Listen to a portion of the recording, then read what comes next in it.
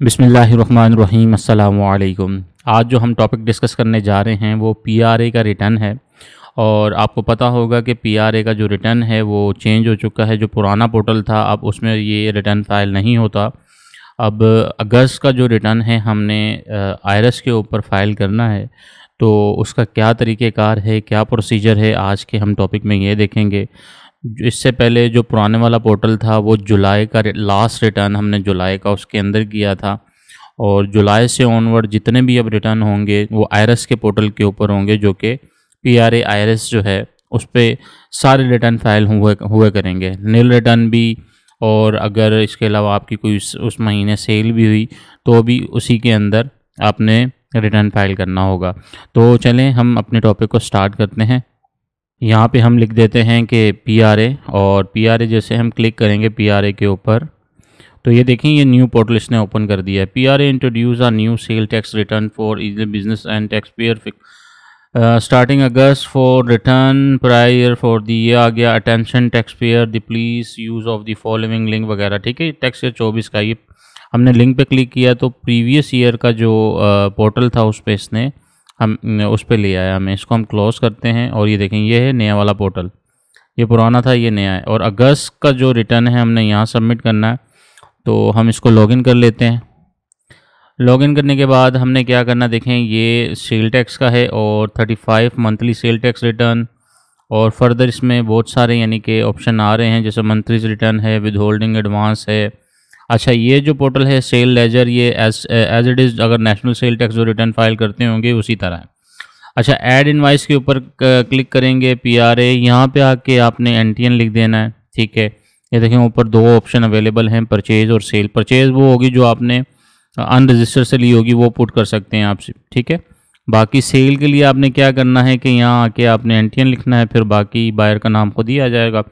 उसके बाद cell type वगैरह सारी चीज़ें आ जाएंगी और यहाँ पे सेव आइटम करके सेव कर दीजिएगा। तो अभी हम ये कर रहे नहीं हैं, हमने सिर्फ नील रिटर्न फाइल करना है।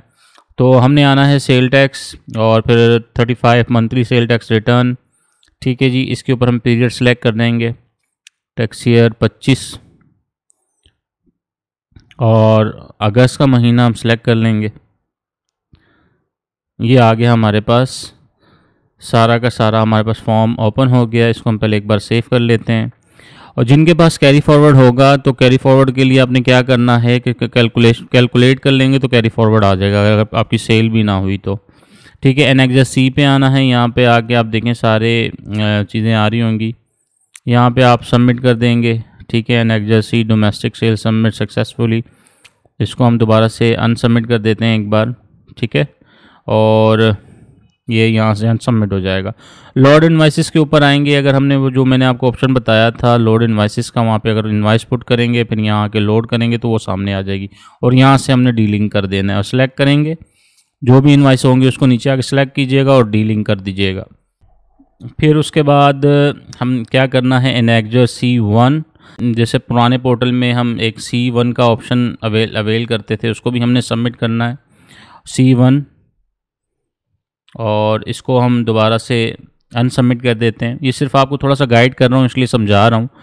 और इसको कैलकुलेट कर लेंगे आप दोबारा से। फिर आपने सब यानी कि अगर आपकी कैरी फॉरवर्ड होगा या सेल होगी, आपने सबको सब हेड को कैलकुलेट लाजमी करना है। ठीक है, वो करेंगे। करने के बाद फिर पेमेंट कैसे, इसके ऊपर मैं अलग से एक लेक्चर बनाऊँगा। अभी तो सिर्फ हम नील रिटर्न की यानी कि जो है लेक्चर बना रहे हैं कि नील रिटर्न कैसे फाइल होगा। थोड़े थोड़े पॉइंट मैं इसलिए डिस्कस कर रहा हूँ ताकि आपको अगर आपने करना भी हो तो आपको आइडिया हो कि इसको हमने फ़ाइल कैसे करना होगा।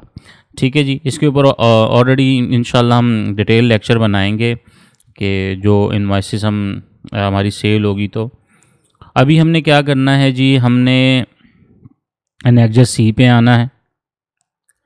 ठीक है, एनेक्जर सी पे आने के बाद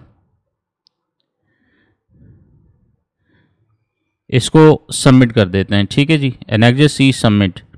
फिर आते हैं हम यहाँ, जब इसको सबमिट करने जाएंगे तो ये सबमिट नहीं करने देगा। इसकी बेसिक वजह क्या है कि हमने सबसे पहले एनेक्जर सी को सबमिट नहीं करना। अगर नील रिटर्न फाइल करनी है आपने तो सबसे पहले एनेक्जर C1 को आप सबमिट करेंगे। ठीक है, फिर उसके बाद आके आपने एनेक्जर सी के ऊपर आके इसको सबमिट करना है। एनेक्जर सी भी सबमिट हो गया, एनेक्जर C1 भी सबमिट हो गया। इसको सेव कर लें। फिर आएँ आप वेरिफिकेशन डेटा के ऊपर आएँ, इसको कैलकुलेट कर लें।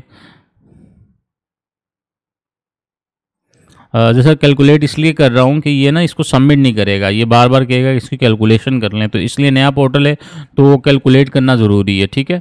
उसके बाद हमने क्या करना है, वेरिफिकेशन के ऊपर आना है। वेरिफिकेशन के ऊपर आने के बाद हम यहाँ पे इसका पिन मेंशन कर देंगे, जो पिन होगा आपका, इसको वेरीफाई कर दें। ये लें जी, वेरीफाई हो गया पिन, ठीक है जी। डेटा पे आएँ, दोबारा से सेव करें एंड सबमिट।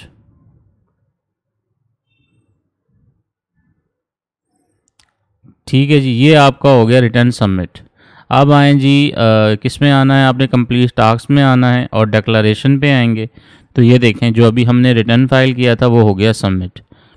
ठीक है जी। नील रिटर्न PRA का जो न्यू पोर्टल है उसमें नील रिटर्न कैसे सबमिट करना है, ये कंप्लीट हमने एक लेक्चर्स में देख लिया है। इसी तरह अगर आपका कोई कैरी फॉरवर्ड होगा, इसी तरह आपने उसको कैलकुलेट करना है। कैरी फॉरवर्ड आ जाएगा, उसको सेव कीजिएगा। सेव करने के बाद जो मैंने आपको पूरा तरीक़ेकार बताया है स्टेप बाय स्टेप, पहले C1 सबमिट कीजिएगा, फिर उसके बाद C सबमिट कीजिएगा, एनेक्जर C, देन उसको वेरीफाई कीजिएगा, कैलकुलेट कीजिएगा एंड देन सबमिट कर दीजिएगा। इंशाल्लाह इसके ऊपर हम एक और डिटेल लेक्चर बनाएंगे जिसमें हमारी इन्वाइसेस कैसे हमने पुट करनी है। सबसे पहले इन्वाइसेस कैसे ऐड होंगी, ठीक है, उसको हमने लोड कैसे करना है, फिर डी लिंक कैसे करना है, तो सारा तरीक़ेकार इंशाल्लाह हम अपनी नेक्स्ट वीडियो में बताएंगे। इस टॉपिक के हवाले से अगर कोई भी आपकी क्वेश्चन या क्यूरी है, आप मुझे कमेंट सेक्शन में पूछ सकते हैं। अपनी दुआओं में याद रखिएगा। अल्लाह हाफिज़।